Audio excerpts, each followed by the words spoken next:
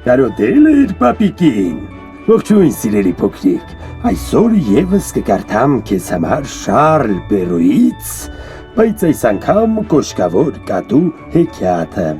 Դե ինչ, հարմար նստիր բասկաթոռին, պապիկի պես, ու ուշադիր ինձ լսիր։ Կոշկավոր կատու։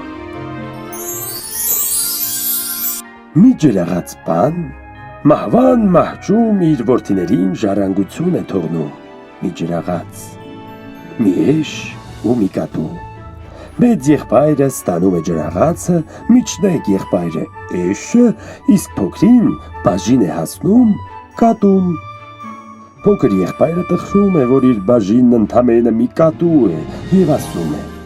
եղբայրներս կարող են պատվով վաստակել իրենց հացը, իսկ ես անբախտս կատուն ուտելուց և կաշվից ձեռնոց պատրաստելուց հետո ստիպված կլինեմ սովից մեռնել։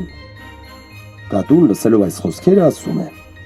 մի վշտանա տերիմ, տուր ինձ մի պարկ և մի զույգ կոշիկ, որ մացառներում ոտքերս չվնասեն, և կտեսնես, որ այնքան էլ վատ ժառանգություն չես ստացել։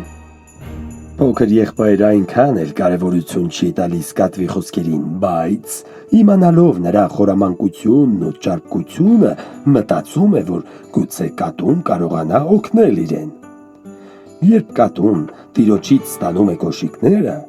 իսկույն հագնում է, վզից կախում է պարկը, գնում անտառ, որտեղ շատ ճագարներ կային։ Պարկի մեջ թարմ գազար ու խոտ է լցնում։ Անտառում թաքնվում է թփերի հետևում և սպասում, որ մի ջահել ու անփորձ ճագար մտնի պարկն ու եղածն ուտի։ Հազիվ էր թաքնվել, երբ մի ճագար մոտենում է պարկին։ Ճագարը հոտոտում է գազարներն ու մտնում է պարկի մեջ։ Կատուն անմիջապես դուրս է ցատկում թփերի հետևից և կապում պարկի բերանը։ Ճագարը մնում է պարկի մեջ։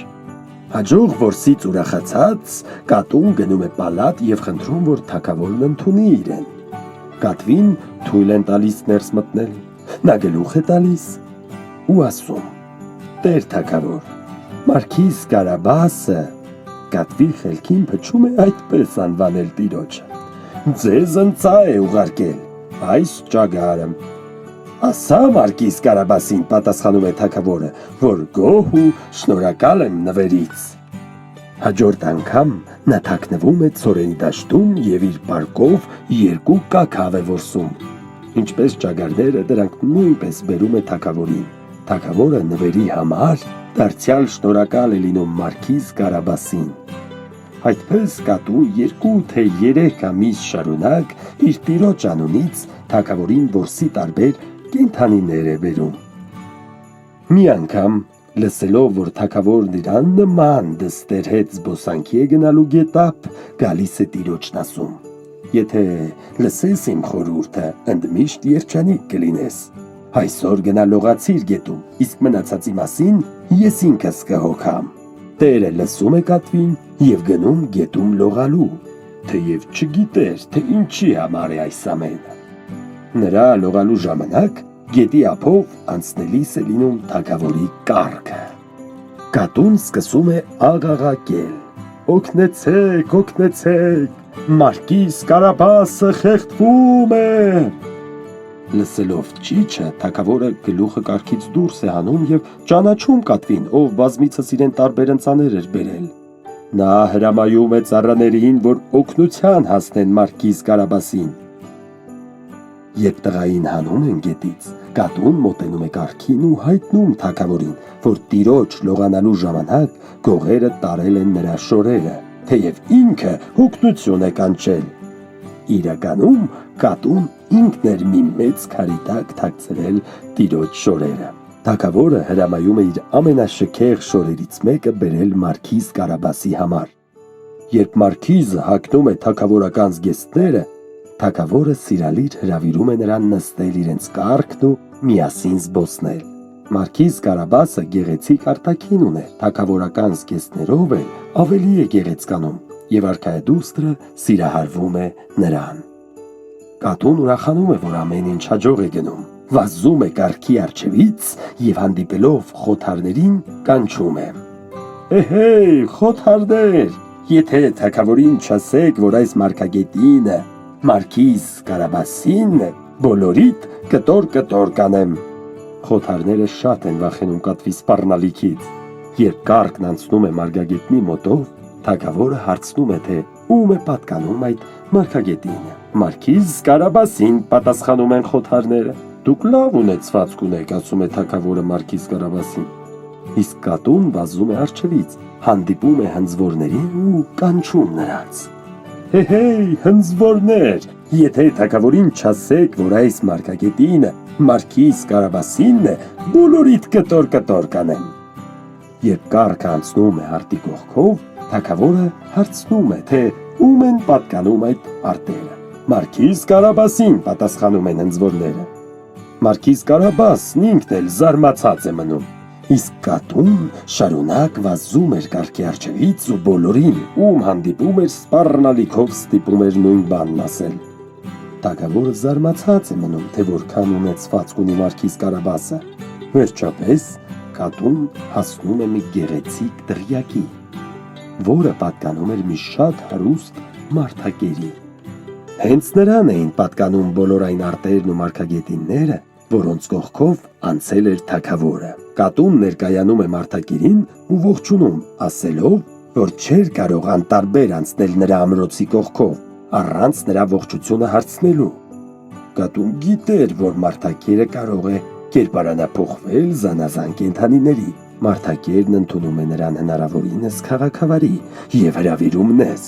Մարդակերն ընդունում է նրան հնարավորինս քաղաքավարի և հրավիրում է նստել։ Ասում են, որ դուք կարող եք փոխվել ինչի կամենաք, ասում է կատուն։ Իսկ չեք կարող արդյոք կերպարանափոխվել առյուծի կամ փղի։ Կարող եմ, պատասխանում է մարդակերը։ Նայիր, ես հիմա